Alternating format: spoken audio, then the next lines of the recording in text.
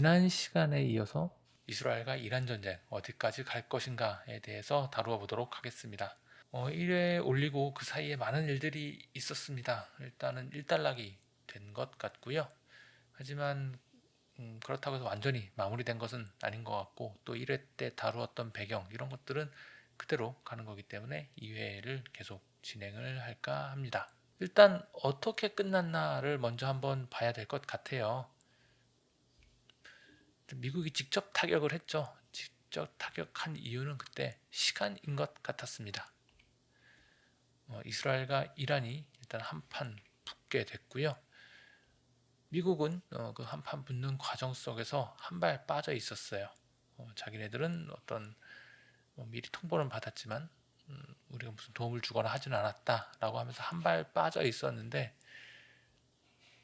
그러면서 갑자기 2weeks 얘기가 나왔고요. 그 다음에 미국이 직접 이란을 때렸습니다. 근데 이렇게 갑자기 태세가 전환된 이후에는 이란이 그 사이에 핵무기에 관련된 어떤 액션이 들어갔다라고 보는 것 같아요. IAEA가 농축이 무기 수준을 넘어섰다라고 얘기를 하고, 그 다음에 실제로 미사일이나 어쨌든 무기화를 하고자 하는 과정이 있었기에 직접 미국이 타격을 했다라고 보시는 시각이 맞는 것 같고요. 그 사이에 핵협상도 진행이 안 됐습니다. 그래서 이 무기화됐던 것들을 없애는 데에 가장 중점을 두었던 것이 바로 미국의 직접 타격 이유고, 또 이로 인해서 핵 협상을 할 수 있는 지렛대 역할을 이스라엘이 했다라는 건데요.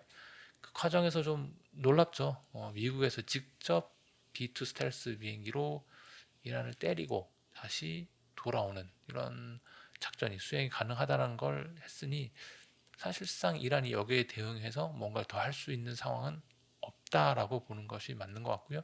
이로 인해서 이란도 미국의 어떤 제한된 대응, 약속 대련을 하면서 일단은 마무리가 된 것 같다라는 생각이 듭니다. 그 사이에 나왔던 호르무즈 해협 봉쇄에 대한 얘기가 있었는데요. 사실상 이건 좀 어렵죠. 지금까지 역사적으로 단 한 번도 호르무즈 해협은 봉쇄가 된 적이 없고요. 그리고 이란 쪽에서 봐서도 미국의 유일한 대항마로 그나마 봐줄 수 있는 중국의 주요한 원유 수입 통로가 바로 호르무즈 해협입니다. 특히 이란에서 수출하는 오일의 89%, 90%가 중국으로 가는데, 이거를 막아버린다면 사실상 이란도 자멸이다라고 볼 수 있는 상황이죠. 그리고 동시에 호르무즈 해협을 봉쇄한다면 미국의 추가 타격에 빌미를 제공하는 것으로 볼 수도 있기 때문에 사실상 이거는 의미가 없는 일이었다라고 생각이 되고, 방금 전에 보신 것처럼 B2 스텔스가 미국에서 직접 왔다 갔다 하는 것도 가능한 마당에 이러한 것으로 미국에서 직접 다양한 수단으로 타격할 수 있는 빌미를 주는 것은 좀 말이 안 됐죠. 예, 그러한 상황이었습니다. 동시에 이렇게 되면은 정권 교체로 목표 전환이 가능할 수도 있었던 상황이죠. 근데 그런 부분들은 미국도 원하지 않는데 굳이 먼저 나서서 얘네들 정권을 교체시켜 버려야겠다라는 생각을 하지 않도록 하는 게 더 중요하지 않았을까라는 생각이 듭니다. 자, 그럼 이러한 이스라엘 전쟁이 완전히 끝났느냐에 대해서는 조금 살펴봐야 될 것 같습니다. 일단 이란이 계속 버티는가? 지금 당장은 일단 휴전을 했습니다. 그리고 실제로 뭐 할 수 있는 것도 없죠. 여러 가지 대응 방안이 없는 상황인데요. 하지만 한 가지 남아있는 게 있죠. 바로 농축 우라늄이라고 봐야 될 것 같습니다. 원래는 이 농축 우라늄을 가지고 무기화 시키는 것이 가장 큰 우려였는데, 이번 미국의 공습으로 인해서 무기화를 할 수 있는 시설 자체들은 좀 타격을 많이 받은 것 같습니다만, 이 농축 우라늄 자체는 여전히 남아있지 않나라는 생각이 듭니다. 그래서 앞으로의 핵 협상은 이 농축 우라늄을 폐기하느냐 마느냐로 갈 것 같고요.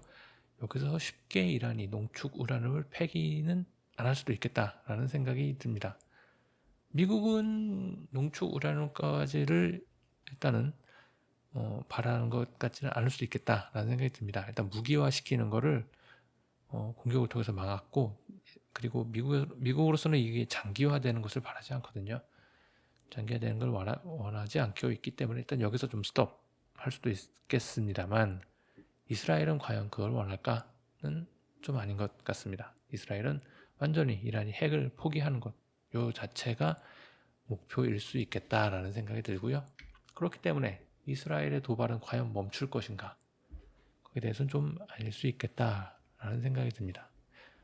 네타냐후 총리는 지금 현재 이번 분쟁에서의 사실상 최대 승리자에 가깝습니다.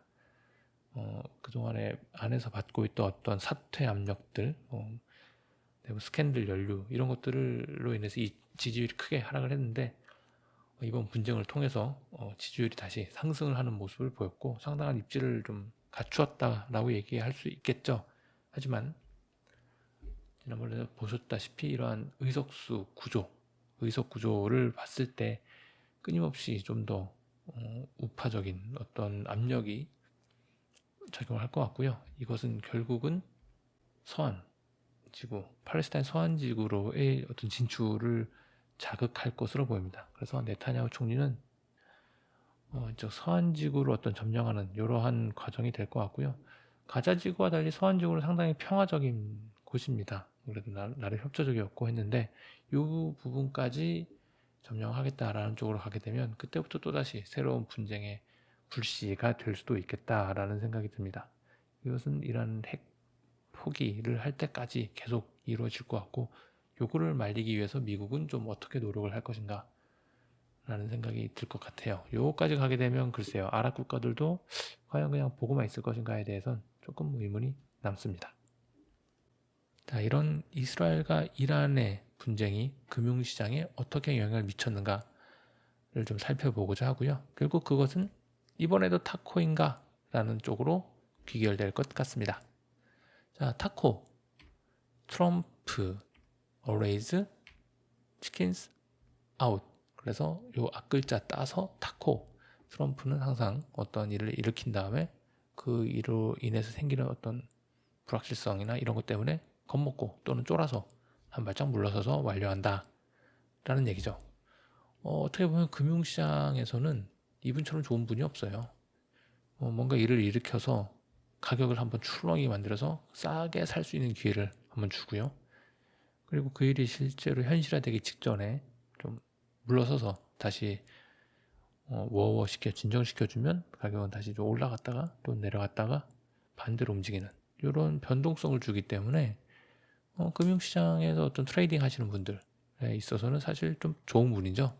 싸게 사고 비싸게 팔 기회를 이렇게 자주 주니까 뭐 좋습니다. 환영받는 사람이죠. 근데 이 타코라는 의미를 조금 한 발짝 뒤에서 다르게 보면은 좀 이런 측면이 있는 것 같아요. 어떠한 일을 일으킵니다. 이번엔 지정학적 리스크였죠. 이런 걸로 인해서 불확실성을 만들어내요. 변동성이 생기죠. 하지만 이러한 불확실성을 트럼프도 충분히 알고 일부러 일으킨다라고 생각을 하시고 또 정책의 레버리지로 사용을 했다라고 생각하면 될 것 같습니다. 그 다음에 이득이 생겼냐, 이득이 생겼냐를 가지고 이제 여기서 이득이 생겼으면 어느 정도 이득을 챙겼으면 트럼프는 여기서 이제 스탑하는 거죠. 그래서 이게 어떻게 보면 탁 물러서는 것처럼 보일 수 있겠지만 사실상 실질적으로 보면 원하는 것을 얻어서 그거를 결국 가져간 다음에 끝낸다라고 보셔도 될 것 같아요. 물론 그게 항상 통하는 건 아니고 뭐 중국처럼 잘 안 됐던 케이스도 있긴 하지만 어쨌든 뭔가를 얻기 위해서 액션을 하고 그 결과에 따라서 상황 케이스 종료를 시키는 이런 측면에서 타코를 보셔야 되지 않을까라는 생각이 듭니다. 이번에도 어떤 결국은 액션을 일으키고 이득은 이제 이란이 핵 포기, 핵무기화 불능 이런 쪽으로, 그리고 핵 협상 자리에 다시 나오게 되는, 또는 미국에서의 어떤 무력적인 입지를 전 세계에 보여주는 이런 측면이 있지 않았을까라는 생각이 듭니다. 이런 부분들이 이제 금융시장에 어떠한 경로로 영향을 미쳤냐, 두 가지가 있죠. 하나는 오일이었고요. 다른 하나는 이걸로 인해 생기는 어떤 통화정책, 이 두 가지 경로였습니다. 오일은 이제 변동성이 커지긴 했지만 다시 어느 정도 원래대로 돌아오는 측면들이 있었고요. 이 오일의 변동성으로 인해서 생기는 인플레이션, 이게 좀 걱정이었는데 인플레이션의 걱정의 이유는 바로 옆에 이 기준금리 인하를 안 시켜주는 게 문제였죠. 사실 기준금리 인하 안 시켜주면 뭐 그냥 그걸로 끝 아닌가? 사실 지금 트럼프가 안고 있는 문제는 부채예요, 부채. 부채가 너무 크다. 이자가 너무 많다. 이자로 인해서 계속 부채를 더 늘려야 되는 이런 악순환 구조를 끊는 게 지금 가장 큰 문제입니다.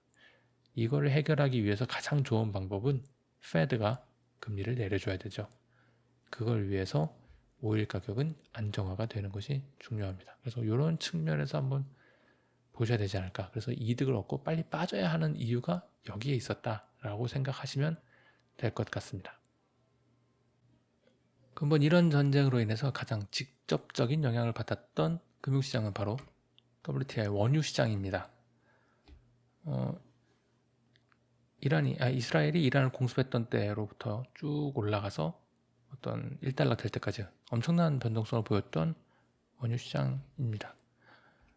하지만 이때 호르무즈 해협 봉쇄 얘기가 나왔을 때고요. 이때 이미 시장은 올라갈 거냐, 아니면 옆으로 기어갈 것이냐, 아니면 빠르게 해결되고 하락할 것이냐에 대해서 많은 논쟁들이 있었습니다. 여기서 좀 힌트를 볼 수 있는 데이터들이 좀 있죠. 그 중에 하나가 바로 베이커 휴즈 오일 리그수, 미국의 원유 생산량에 대한 힌트였습니다. 미국에서의 어떤 셰일가스 유정수가 2025년 들어와서 또 급격하게 내려가는 모습을 보였습니다. 그 이유는 바로 유가가 셰일가스 업체의 신규 유정 BEP를 못 뚫고 올라갔다라는 측면이 있죠. 2025년 4월 달부터는 이 레인지를 하회했습니다. 댈러스 연준에서 조사한 60불대 중후반의 BEP를 내려갔었죠. 그러면서 더욱더 한 차례 더 빠르게 유정수가 감소하는 모습을 보였습니다. 결국 미국의 원유 생산량 숫자가 줄어들 수 있다는 얘기고요. 그렇다면 바로 오펙의 힘이 필요할 때라고 볼 수 있습니다. 오펙의 증산을 통해서 이런 원유 생산량 감소분을 메꿔야 하는 그런 것들이 있고요. 이를 통해서 인플레이션 안정을 꾀하고 있는 트럼프 행정부로서는 중동의 협조가 좀 상당히 많이 필요한 상황이죠. 그렇기 때문에 이번에 중동 순방도 다녀왔던 거고요. 그러한 측면에서 볼 때 이러한 분쟁을 길게 끌고 갈 수 있는 동력이 사실상 원래 많지 않았다라고 생각하셔도 될 것 같습니다. 배경을 좀 이해한다면 이러한 결론 내릴 수 있었죠. 지금 현재의 WTI를 가지고 계산을 해보면 지금은 약 70불 또는 70불 살짝 아래 하회하는 정도 수준이 될 것 같아요. 월평균 WTI가 전 3개월 정도보다는 높은 수준이지만 그 전보다는 크게 높지 않은 거의 비슷한 수준이고요. 1년 전으로 돌아보면 2024년 6월이 WTI가 이 정도 수준이었습니다. 월 평균이. 그리고 7월은 좀 더 높고요. 그 이후로 이제 빠르게 좀 내려와서 지금 현재 수준과 비슷하게 되죠. 그 말의 뜻은 YOY 전년 대비로 보면 WTI 가격 증가율이 그렇게 높지 않다. 당분간은 현재 수준에서 유지가 된다면 그렇게 보시면 될 것 같습니다. 또 반대로 얘기하면 여기서부터 더 올라가면 이제 인플레이션 압력으로 작용할 수 있다라는 얘기가 되죠. 그렇기 때문에 지금 인플레 압력을 좀 낮춰야 되는 트럼프 행정부로서는 요거 이상의 유가를 좀 허용하기는 원래는 어려웠었다라는 거고요. 어떤 미국의 소비가 빠르게 둔화돼서 또 인플레이션 압력이 좀 더 드라마틱하게 내려가기 전까지는 이 원유를 좀 눌러놔야 되는 어떤 필요성이 미국 행정부에겐 있습니다. 그래서 그러한 것들을 위해서 여러 가지 노력이 이루어질 것 같고 그러한 측면에서 봤을 때 이번 분쟁이 길게 가긴 어렵다. 그렇기 때문에 좀 더 빠른 결과를 위해서 좀 더 강력한 수단을 써야 한 것이 아닌가라는 생각도 좀 들고 그러한 측면에서 봤을 때 당분간 앞으로도 이스라엘의 불만은 생각보다 높을 수 있고 도발을 하고자 하는 모습도 보일 수 있겠지만 이 이상 진행되는 것을 트럼프 행정부는 상당히 막을 것 같다라는 생각이 많이 듭니다. 그래서 이렇게 배경하고 앞으로의 전망을 좀 같이 엮어서 말씀을 드려봤고요. 이러한 배경을 좀 더 알고 금융시장을 이해하면은 조금 더 미리 어떠한 힌트라도 얻으면서 투자하시는 데 도움이 될 것 같다라는 생각이 듭니다. 이렇게 해서 이번 미국 이란과 미국 또는 이스라엘과의 분쟁에 대해서 한번 리뷰를 해봤고요. 영상이 도움이 되셨다면 좋아요, 구독을 부탁드리겠습니다. 다음에 또 다른 이슈를 가지고 다른 영상으로 찾아뵙겠습니다. 감사합니다.